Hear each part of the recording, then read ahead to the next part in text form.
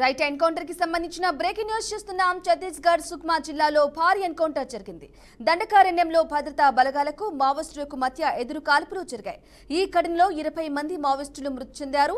2 భద్రతా సిబ్బందికి గాయాలయ్యాయి.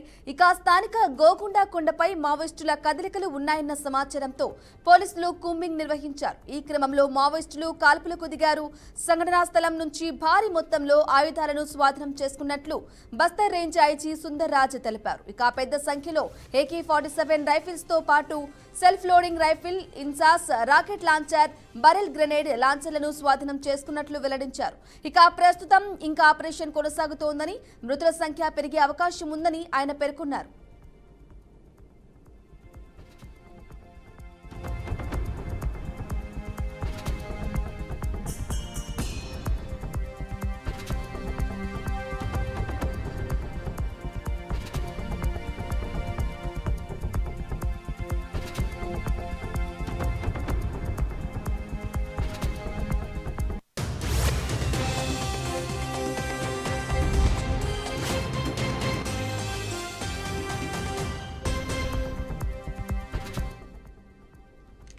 రైట్ బ్రేకింగ్ న్యూస్ చూస్తున్నాం. ఛత్తీస్గఢ్ సుక్మా జిల్లాలో భారీ ఎన్కౌంటర్ జరిగింది. దండకారణ్యంలో భద్రతా బలగాలకు మావోయిస్టులకు మధ్య ఎదురు కాల్పులు జరిగాయి.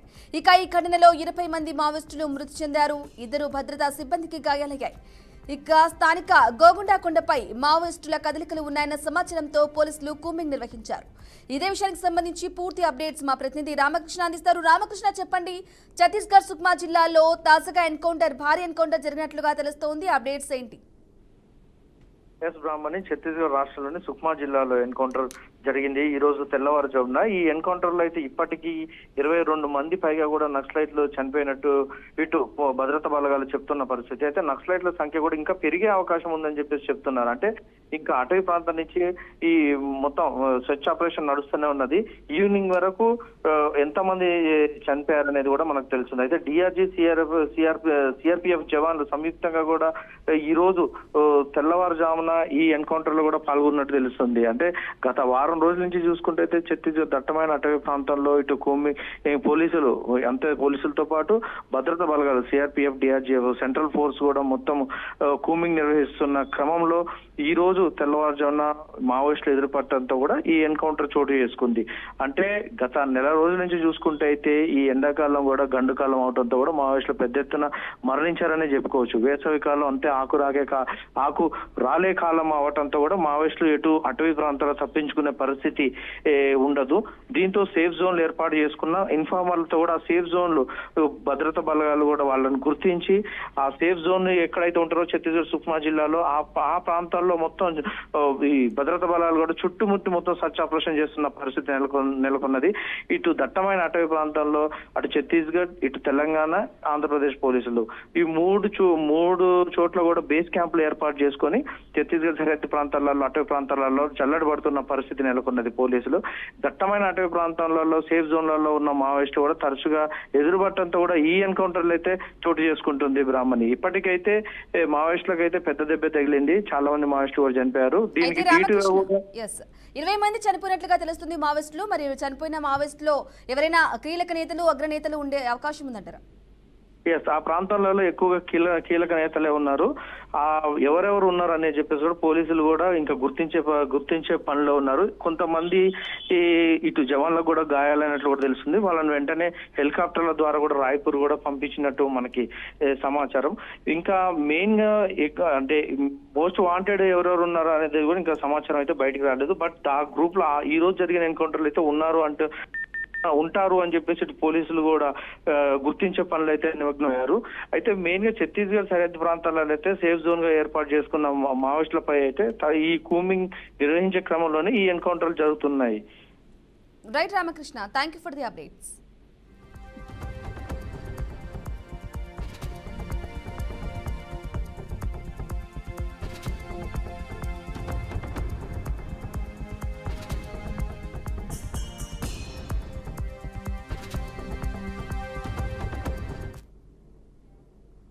శ్రీకాకుళంలో ఘనంగా జరిగిన టీడీపీ 43వ ఆవిర్భావ సభకి మంత్రి అచ్చెన్నాయుడు హాజరయ్యారు. మా జీవితం తెలుగుదేశం పార్టీకి అంకితమన్నారు. పదవిలో ఉంటే ఒకలా లేదంటే ఒకలా ఉండే కుటుంబం మాది కాదన్నారు. ఎన్ని కష్టాలు వచ్చినా మేము పార్టీని విడలేదని చెప్పారు. చంద్రబాబు నాయుడుది అభివృద్ధి ఎజెండా అని తెలిపారు. ఇక టీడీపీ అంటే తెలుగువారి ఆత్మగౌరవం కోసం పుట్టిన పార్టీ అని పేర్కొన్నారు. పార్టీ కోసం కష్టపడిన ప్రతి ఒక్కరికి న్యాయం జరుగుతోందని వ్యాఖ్యానించారు.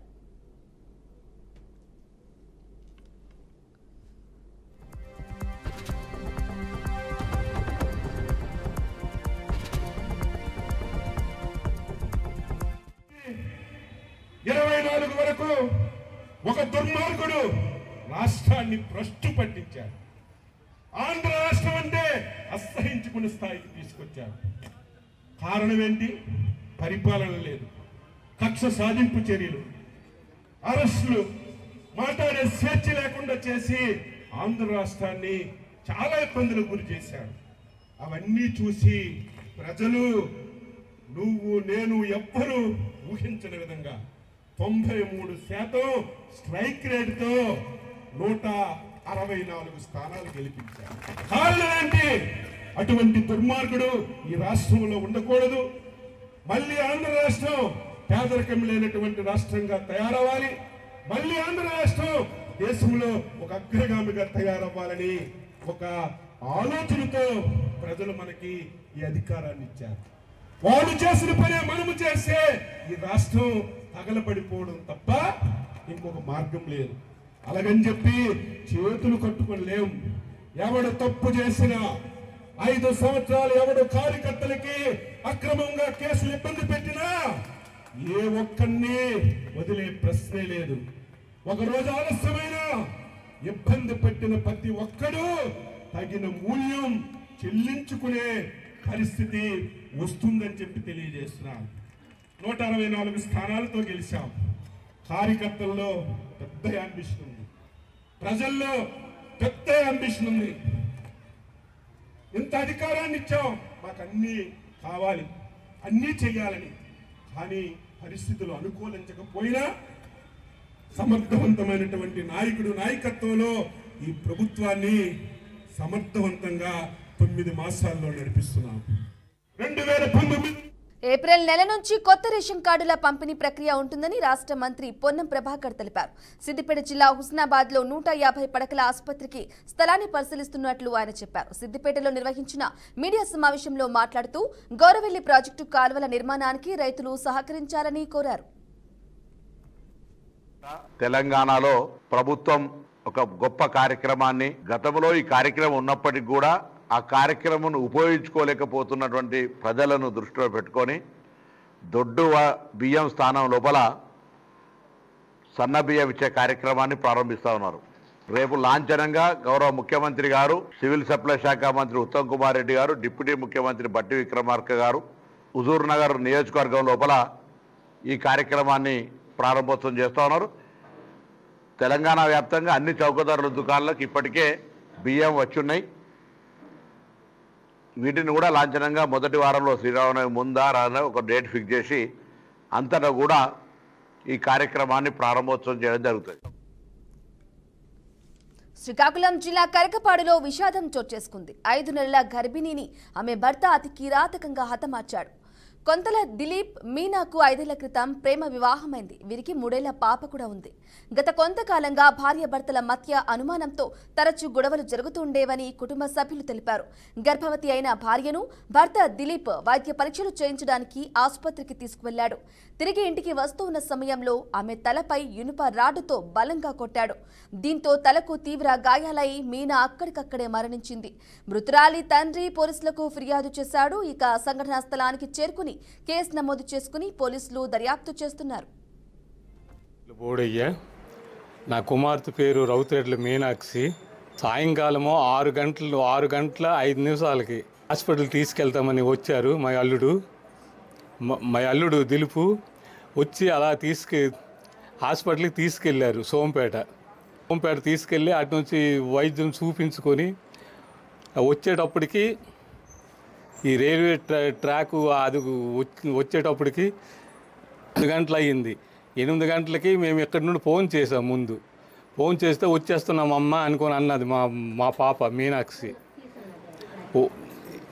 వచ్చేస్తామంటే ఆ రైలు టాక్ దాటిన తర్వాత దానయ్య అనే వాళ్ళు గుమ్మును, ఆ గుమ్ము పక్కన త్రోవ ఉంది ఆ అవతలికి రైలు రూట్కి అవతలికి వెళ్ళడానికి. అక్కడ దిగి ఒక చిన్న రాడ్తోని తల మీద పొడిచారనమాట. తల మీద పొడిచేయడము పూర్తి మొగమల రక్తం అయిపోయింది. కత్తితో ముక్కలు గంటలు చేస్తారు తలల్లా చేసి దాని తర్వాత మెడ పిసికేశారనమాట. గుంతుకు వెళ్ళి మాట రాదు. బొగ్గుల మీద బొగ్గుల గిగ్గులన్నీ వాసుపునిలాగా కుట్టారు. కుట్టేసి దాని తర్వాత ఇక తోసేశారు. తోసేసిన తను ప్రెగ్నెంట్ అయింది, 5 మాసాలు ప్రెగ్నెంట్ అయ్యేది కడుపు మీద తన్నేశారనమాట.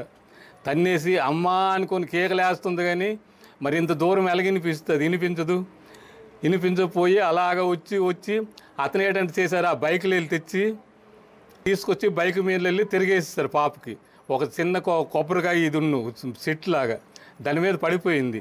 ఈ పళ్ళని రాలిపోయి ముఖం వాసిపోయి అలాగా వచ్చినప్పటికీ ఇక అతను ఏంటంటే చేశారు, ఏవో నా భార్య చంపేశారు అనుకొని కాలనీ గేట్ దగ్గరికి పరిగెట్టి వెళ్ళి అక్కడ ఒక స్తంభంలాగా ఉంది, అక్కడ పడిపోయి ఏం మూర్ఛ అయిపోయారు అనుకొని ఆ కాలనీ వాళ్ళు వచ్చి అతనికి నీరు పడితే ఎక్కడ ఒక్క దెబ్బ కూడా తగలలేదు, శుభ్రంగా అయిపోయారు. అదో నా భార్య కుట్టేస్తున్నారు అనగానే వాళ్ళంతా వచ్చి చూసేటప్పటికి ఎవరూ లేరు. అంటే చేసింది మాత్రము అతని భర్తే దిలిపే చేశారు ఈ పని. ఎవరో 2-3 ఉన్నారనుకొని డబ్బులు కట్టి తీసుకొచ్చారు. మరి ఎవరో వాళ్ళు దొరకలేదు, వాళ్ళ పేర్లు తెలియదు, ఇతని పేరే తెలుసు. అనకాపల్లి జిల్లాలో కింగ్ కోబ్రా కలకలం రేపింది. దేవరాపల్లి గ్రామం వద్ద పొలాల్లో 15 అడుగుల కింగ్ కోబ్రా రైతులను భయభ్రాంతులకు గురిచేసింది. పొలాల్లోకి వచ్చిన భారీ విష సర్పాన్ని కుక్కలు నిలువరించాయి. పొలాల్లోకి వచ్చిన భారీ పాము అక్కడే ఉన్న రైతులను పరుగులు పెట్టించింది. దాంతో వారు భయంతో పరుగులు తీశారు. అనంతరం ఆ పాము అక్కడి నుంచి వెళ్లిపోయింది. దీనికి సంబంధించిన వీడియో ఇప్పుడు సోషల్ మీడియాలో వైరల్గా మారింది.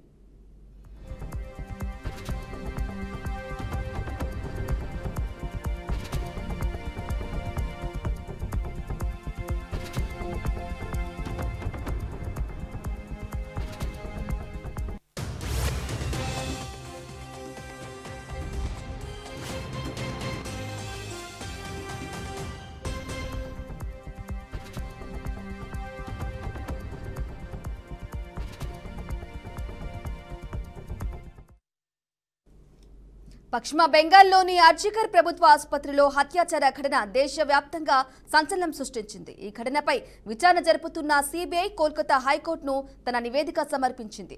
అందులో వైద్యురాలిపై సామూహిక అత్యాచారం జరగలేదని పేర్కొంది. సిబిఐ తరపు న్యాయవాది రాజదీప్ మంజుదార్ ఘటనా స్థలంలో సేకరించిన డిఎన్ఏ నమూనాలను ఫోరెన్సిక్ పరీక్షలు నిర్వహించినట్లు కోర్టుకు తెలిపారు. దాదాపు 14 మంది వైద్యులతో కూడిన మెడికల్ బోర్డు ఈ పరీక్ష ఫలితాలను పరిశీలించిందన్నారు. అనంతరం వైద్యురాలిపై సామూహిక అత్యాచారం జరగలేదని బోర్డు తేల్చిందని న్యాయస్థానానికి తెలిపారు. నేరస్తుడు సంజయ్ రాయ్ ప్రమేయం మాత్రమే ఉందన్నారు. అయితే ఈ కేసుకు సంబంధించి సాక్ష్యాలు నాశనం చేయడంతో పాటు పలువురి అధికారుల ప్రమేయం ఉందనే ఆరోపణలపై విచారణ జరుగుతోందన్నారు.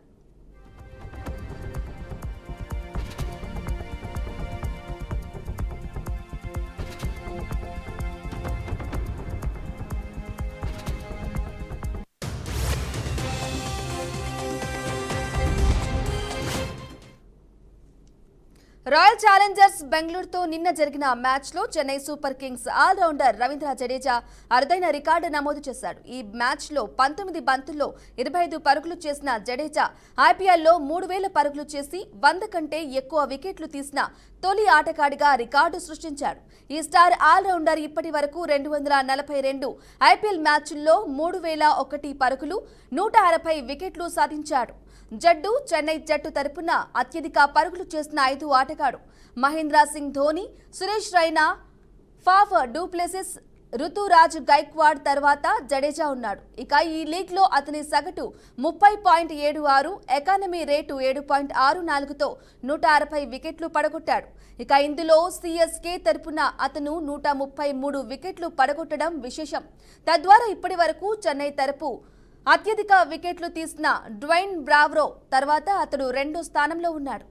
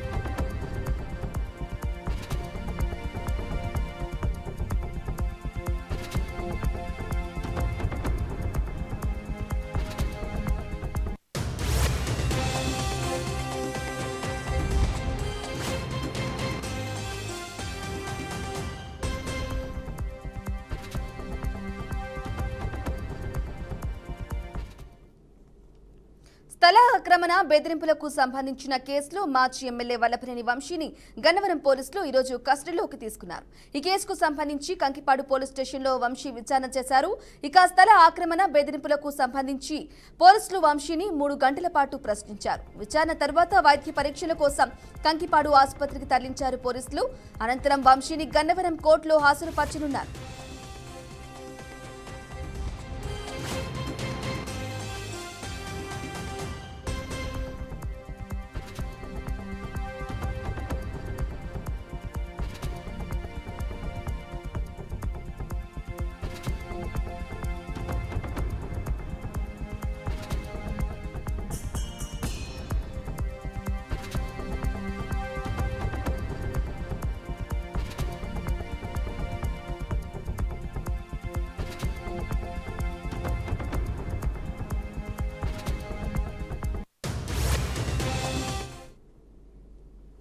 రంగారెడ్డి జిల్లా రాజేంద్రనగర్ నియోజకవర్గంలోని అత్తాపూర్లో విషాదం చోటు చేసుకుంది. హైదరాబాద్లో టాప్ మెహందీ ఆర్టిస్ట్ పింకీ చున్నీతో ఉరివేసుకుని ఆత్మహత్య చేసుకుంది. స్థానికుల సమాచారం మేరకు హుటాహుటిన అత్తాపూర్ పోలీసులు ఘటనా స్థలానికి చేరుకుని మృతదేహాన్ని పోస్టుమార్టం నిమిత్తం ఉస్మానియా ఆసుపత్రికి తరలించారు. పింకీ సంవత్సరం క్రితం అమిష్ లోయ అనే వ్యక్తిని పెళ్లి చేసుకుంది. దీంతో పింకీ ఆత్మహత్యకు భర్తే వేధింపులే కారణమా లేక వేరే ఏమైనా కారణమా అనే కోణంలో దర్యాప్తు చేపట్టినట్లు పోలీసులు వెల్లడించారు.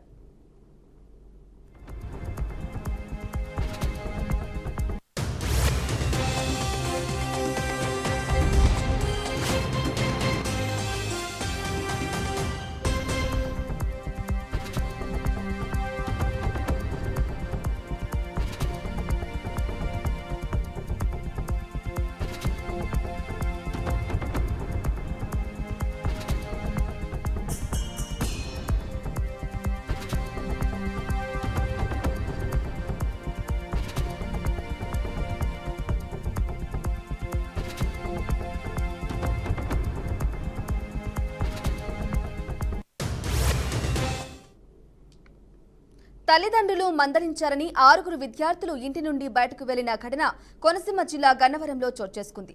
స్కూల్కు వెళ్లటం లేదని అందుకే మందలించామని తల్లిదండ్రులు వాపోయారు. ఇక సమాచారం అందుకున్న పోలీసులు డ్రోన్ సాయంతో పరిసర ప్రాంతాల్లో అన్వేషణ ప్రారంభించారు. అలాగే కొత్తపేట డీఎస్పీ మురళీమోహన్ ఆధ్వర్యంలో పోలీసులు విద్యార్థుల కోసం గాలింపు చర్యలు చేపట్టినట్లు తెలియజేశారు.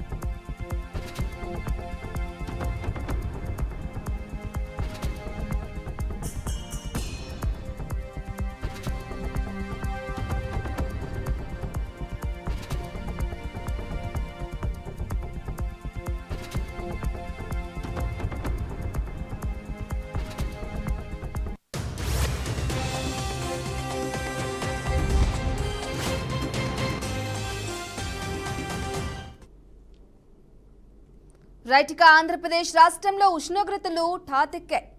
కోస్తాంధ్ర రాయలసీమ జిల్లాల్లో సగటున 40 డిగ్రీలకు చేరాయి. ఇక సాధారణం కంటే 4 డిగ్రీల వరకు ఎక్కువ ఉష్ణోగ్రతలు నమోదవుతున్నట్లు ఐఎండీ వెల్లడించింది. రాష్ట్ర వ్యాప్తంగా 150కి పైగా మండలాల్లో 40 డిగ్రీలు దాటి ఉష్ణోగ్రతలు రికార్డయ్యాయి. ప్రకాశం జిల్లా కొమరోలు, నంద్యాల, కమలాపురంలో అత్యధికంగా 42.5 డిగ్రీల మేర ఉష్ణోగ్రతలు నమోదు కాగా ఎస్కోట, అనకాపల్లి, అన్నమయ్య జిల్లా రుద్రారంలో 42 డిగ్రీలు, కర్నూలు జిల్లా కొసిగి, శ్రీకాకుళం జిల్లా మిలియాపుట్టు, సత్యసాయి జిల్లా తాడిమర్రి, సబ్బవరం, వీరఘట్టంలో 41 డిగ్రీలు, ఇక అనంతపురం జిల్లా గుంతకల్లు, తూర్పుగోదావరి జిల్లా గోపాలపురం, తిరుపతి, నెల్లూరులో 40 డిగ్రీలు, చిత్తూరు, కృష్ణా జిల్లా మచిలీపట్నం, పల్నాడు జిల్లా నర్సరావుపేట, ఏలూరు తదితర ప్రాంతాల్లో 40 డిగ్రీల మేర ఉష్ణోగ్రతలు నమోదయ్యాయి. వడగాలులతో రాష్ట్రంలో ప్రజలు బయటకు రావాలంటేనే భయపడుతున్నారు. ఇప్పటికే వేసవి ప్రణాళికపై సమీక్ష నిర్వహించిన సీఎం చంద్రబాబు అధికారులు తగిన జాగ్రత్తలు తీసుకోవాలని ఆదేశాలు జారీ చేశారు. ఆంధ్రప్రదేశ్ రాష్ట్రంలో పెరిగిన ఉష్ణోగ్రతలు కోస్తాంధ్ర, రాయలసీమ జిల్లాల్లో సగటున 40 డిగ్రీలకు చేరిన ఉష్ణోగ్రతలు సాధారణం కంటే 4 డిగ్రీలు ఎక్కువగా నమోదైనట్లుగా తెలుస్తోంది. ఇక రాష్ట్ర వ్యాప్తంగా 150కి పైగా మండలాల్లో 40 డిగ్రీలు దాటిన ఉష్ణోగ్రతలు నమోదయ్యాయి.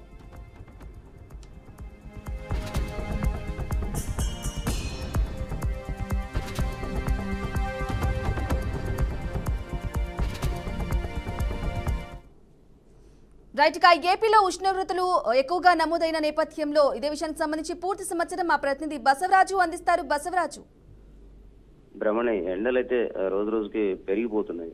ఏదైతే సూర్యుడి ప్రతాపము అంటే రోజు రోజుకి పెరిగిపోతున్న నేపథ్యంలో అంటే చిన్న చితక జనం అయితే ఉక్కిరి అవుతున్నారు. ప్రధానంగా ఏదైతే లేబర్ చేసుకునే పనులు అంటే కొండల్లో రాళ్ళు కొట్టే వాళ్ళు కావచ్చు, లేదా అదేవిధంగా ఉపాధి పనులకు వెళ్లే వాళ్ళు కావచ్చు, లేదా పొలాల్లో వ్యవసాయ కూలీలు కావచ్చు, ఇలా అనేక మంది కూడా చాలా ఇబ్బంది పడుతున్న పరిస్థితులు కనిపిస్తున్నాయి. అయితే ఏదైతే 9 అయితేనే ఎండలు విపరీతంగా మండిపోతున్నాయి. సాధారణంగా ఏప్రిల్, మేలో ఎండలు ఒక మోస్తారు ఎండలు ఉంటాయి ఎప్పుడు చూసినా. అలాంటిది మార్చిలోనే దంచి కొడుతున్న పరిస్థితులు కనిపిస్తూ ఉన్నాయి. అదేవిధంగా ఎగ్జామ్స్ టైం కావడం వల్ల పాఠశాల విద్యార్థులు కూడా అంటే పరీక్ష సమయము అదే వంటి పుట్టుబడులు అంటే ఈ రకంగా స్కూల్కి వెళ్లే విద్యార్థులు కూడా ఇబ్బందులు పడుతున్న పరిస్థితి. అంటే ఎక్కడైనా నీడ ఉందా, తల దాచుకుందామా అని చూసి వెతుకులాడే పరిస్థితి కనిపిస్తూ ఉంది. అదేవిధంగా ఏదైతే విపత్తుల వాతావరణ శాఖ అయితే కొంత గవర్నమెంట్ ద్వారా అంటే హెచ్చరికలు జారీ చేసిన పరిస్థితులు కనిపిస్తూ ఉన్నాయి.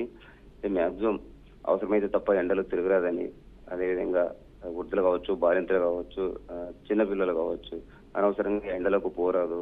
ఒకవేళ తిరిగినా లేదా తల తిరిగినా లేదా కొంచెం నీరసం అనిపించినా నీరు ఎక్కువ తీసుకుంటూ ఉండాలి. అదేవిధంగా నిమ్మరసం బాగా తాగాలి. ఇలా ఎండ నుంచి కొంత ఉపశమనం పొందాలి. ఒకవేళ అప్పటికి మీకు అంటే నీరసం తగ్గలేదు, ఆరోగ్యం బాగలేదనిపిస్తే సమీపంలో ఉన్న ప్రాథమిక ఆసుపత్రిని ఖచ్చితంగా సంప్రదించాలని చెప్తా ఉన్నారు.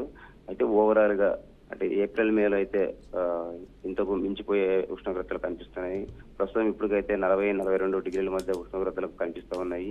అంటే ప్రధానంగా ఏదైతే రాయలసీమ కావచ్చు, అంటే కర్నూలు, కడప, చిత్తూరు, అనంతపూర్ ఇట్లా ఈ 4 జిల్లాల్లో విపరీతమైన ఎండలు వస్తా ఉన్నాయి. మరి ప్రభుత్వం అయితే చాలా చోట్ల సూచనలు, సలహాలు చేస్తూ ఉంది. అంటే గతంతో పోలిస్తే కొంత సన్ స్ట్రోక్ అంటే వడదెబ్బకు కొన్ని ప్రాణాలు పోయిన పరిస్థితి కనిపిస్తూ ఉంది. అలాంటిది రిపీట్ కాకుండా అంటే వ్యక్తిగతంగా ఎవరికి వాళ్ళు గొడుగులు పట్టుకోవచ్చు, లేదా క్యాబ్ పెట్టుకోవచ్చు, లేదా కర్చీఫ్ టవల్ లాంటివి వేసుకొని అవసరమైతే వెళ్ళాలి. వాటర్ బాటిల్ ఖచ్చితంగా పక్కన ఉండాలని చెప్తున్న పరిస్థితి కనిపిస్తా ఉంది. మరి ఏప్రిల్, మేలో ఎట్లుంటే చూడాలి బ్రహ్మణి ఎండలు. అయితే బసవరాజు చెప్పండి, ఇక ఇప్పటికీ 40 డిగ్రీలు దాటిపోయినాయి ఉష్ణోగ్రతలు. ఈ నేపథ్యంలో ఇంకా 2 నెలలు ఉంది ఎండాకాలం, అయినా కూడా ఇంకా పెరిగే అవకాశం ఉందా ఉష్ణోగ్రతలు? ఖచ్చితంగా పెరుగుతుందని అంటే నిపుణులు చెప్తా ఉన్నారు. అంటే ఏప్రిల్, మే ఏదైతే ఈ 2 నెలల్లో భారీ ఎండలు ఉంటాయి. అంటే గతంలో కంటే ఈసారి ఎక్కువగా ఉండే అవకాశం ఉంది. ఒకవేళ పెరిగిన ఎండలకు అనుగుణంగా అంటే జనరల్ గా చెప్తున్న మాట లేదా అక్కడ చర్చ జరుగుతున్న మాట, ఎండలు విపరీతమైన ఎండలు వచ్చిన నేపథ్యంలో లాక్డౌన్ ప్రకటించవచ్చు అని చెప్తా ఉన్నారు. ఎందుకంటే ఆ ఎండల్లో ఖచ్చితంగా ఎఫెక్ట్ అవుతా ఉంది. అంటే తీవ్ర ఉష్ణోగ్రతల్లో మనిషి తట్టుకోలేడు కాబట్టి రమారమి 50 డిగ్రీలకు చేరే అవకాశం కూడా లేకపోలేదు. అట్లాంటి సమయంలో అంటే నిర్ణీత సమయంలో ఎవరు బయటకు రాదని ఆ రకంగా పెట్టే అవకాశాలు కూడా లేకపోదని చెప్తా ఉన్నారు. మరి ఏప్రిల్, మేలో ఎలా ఉంటాయి ఎండలు, అంటే భూతాపం ఎలా ఉంటుంది, మరి అది మనుషులకు ఎంత ఎఫెక్ట్ గా ఉంటుంది అనేది మరి మనం ఇంకా చూడాలి Brahmani. Right Basavaraj, thank you for the updates.